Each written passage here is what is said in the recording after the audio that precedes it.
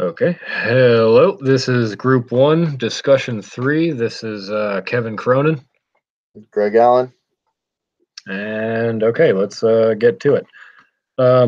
So, starting with the creative responses, the majority of what I did mine on was redlining and the school to prison pipeline and how they kind of work hand in hand. So, with redlining, the idea is that certain low income minority areas don't receive the sort of school funding that they need. Um, and in so doing, it kind of doesn't give the students the ability or the required materials to sort of excel in the classroom.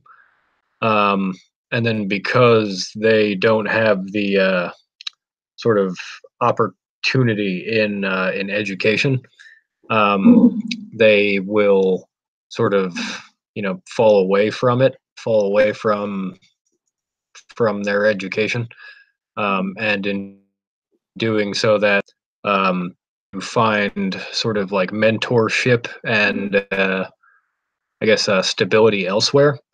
And because of that, that would lead into the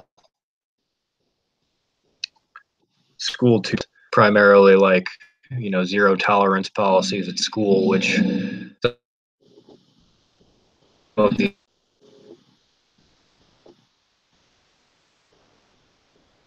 I mean any will get them in trouble, and that would then lead them to be like put in jail for some minor infraction.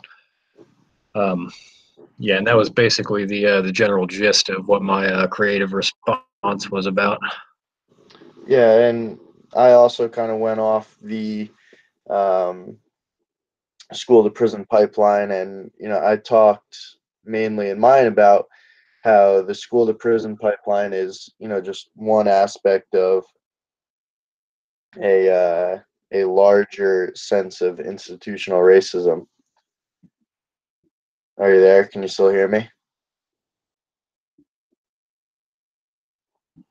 Hello? Yeah, I hear you. You're kind of sounding a little robotic, but I can hear you. Okay. Um, so yeah, I talked about how the school to prison pipeline is a microcosm of what's going on a larger scale in our country as far as institutional racism goes.